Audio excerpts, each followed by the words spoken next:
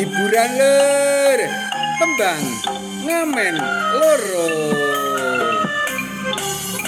ma iki anakmu prawan wiwit biyen ana ing perantauan melune wangi neng kantin sekolahan telung sasi mak aku urung bayaran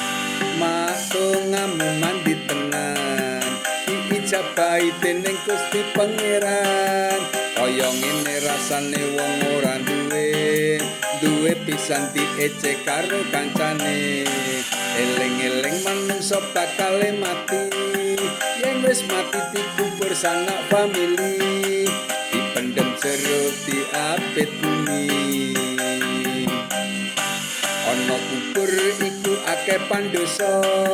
kula klapang kala jengking padha mara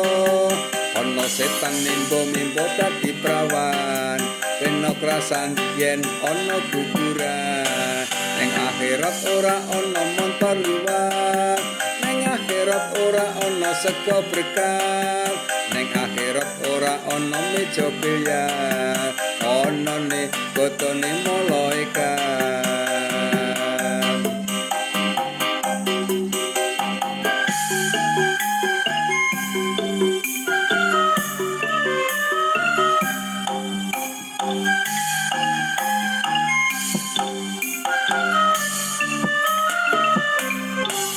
sak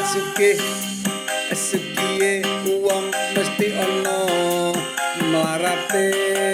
sak mlarate wong mesti ana celengane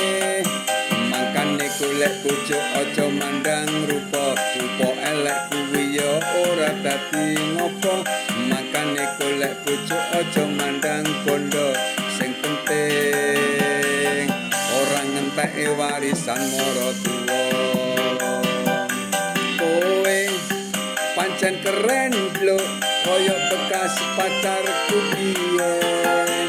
heman tenan keren mung kanggo obralan obral janji nduk urung mesti urip mulya mula aku wis kandha melu aku urip neng desa ngewangi gawe foto ewang kerja